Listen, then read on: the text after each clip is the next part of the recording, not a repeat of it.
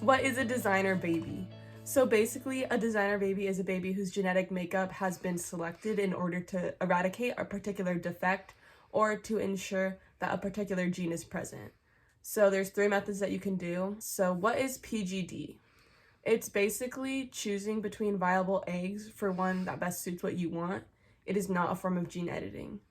Eggs can be screened for disease, gender, appearance, intelligence, and even personality. And this is proven to work, at least in the most basic ways, like with gender and disease, and it has been in use since 1988. So what is TALENs? So it basically, it stands for a really long name called transcription activator-like effector nucleases. And it's basically an enzyme that can be designed to remove specific parts of the DNA strands. They can replace the section, and this allows edits to be made. In theory, it can be used to target sections of DNA, and has already been used to design plants, fuels, and like even pets. So what is CRISPR-Cas9? So the CRISPR part of it stands for clustered regularly interspaced short palindromic repeats. And the Cas9 is like an enzyme or protein that is involved in this process. So this process was discovered in the DNA sequence of bacteria, actually, as an immune system. And we've taken that process and used it as a genetic engineering tool that uses the CRISPR sequence of DNA, because it's in the DNA, and it's associated protein to edit the base pairs of a gene. And this is a form of gene editing along with TALENs. In theory, it allows edits to be made to any part of the genome, and it's considered the most realistic form of gene editing because it's cheaper and easier. Another way outside of those three that I just talked about, PGD, TALENs, and CRISPR, is three-person babies. So this one isn't gene editing or anything like that, but it is a way to modify your baby because they might have like something wrong with the mitochondria. The baby has three genetic parents basically. So the third person provides the mitochondrial DNA, and it's used to prevent the development of issues such as muscular dystrophy and certain heart and liver conditions.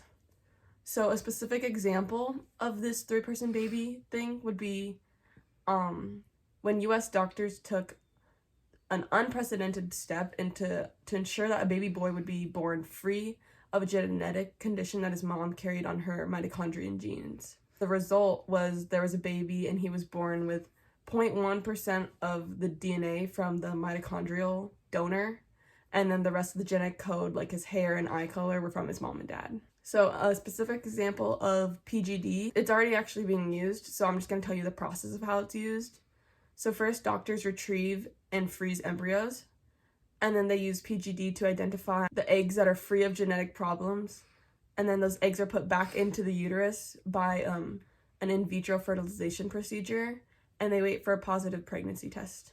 The remaining eggs, free of genetic problems, are frozen for possible later use, and the unhealthy, bad ones are destroyed.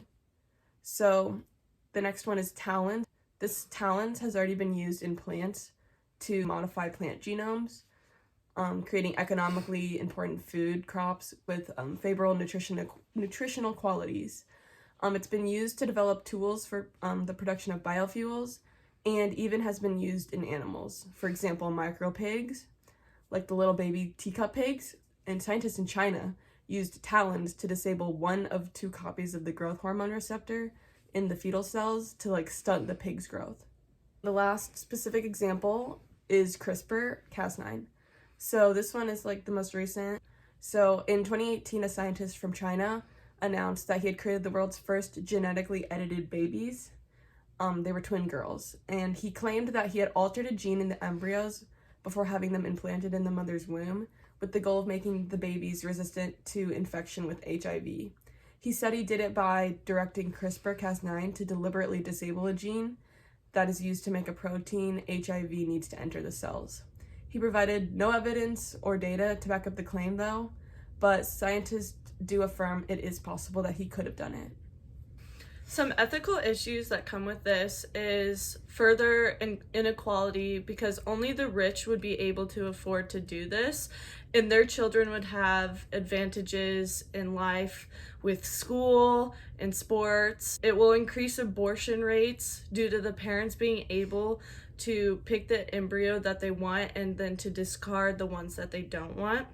There would be damage to the overall gene pool due to the picked traits being continually chosen over and over again. And then the child that is being born doesn't have a choice of what traits they get. It's all in their parents' choice. Society would also lose the individuality, because popular traits such as being tall and strong would continually be chosen. Therefore, everyone would have like a lot of the same traits. There would also be like unpredictable consequences that we are unaware of currently, just because it hasn't been tested very much lately because of the ethical issues with it. A lot of people don't want it to be happening. And the decision of who decides what traits are like considered good, this would be problematic, because if you look back in history, like the minority groups would have not been chosen.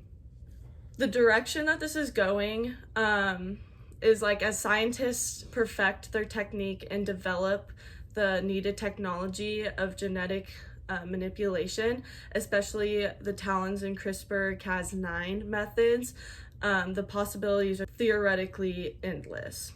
It could be possible to design every part of the genome, including eye color, eyesight, hair color, disease resistance, IQ, personality, and like body size, and even things like increasing the lifespan of people and the ability to fly or breathe underwater. Like any like superhero traits could be possible.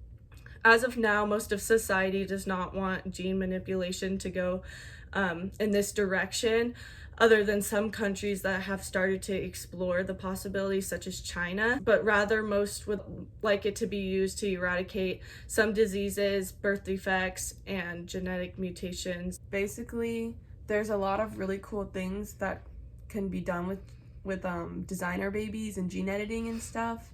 Like, as of now, none of that is really realistic. Like, in theory, it makes sense, but it's only going to go as far as society allows it to go. It's not going to happen for another few decades, so it's not really something that's really that big right now, but we're definitely starting to dig into the top layer of it.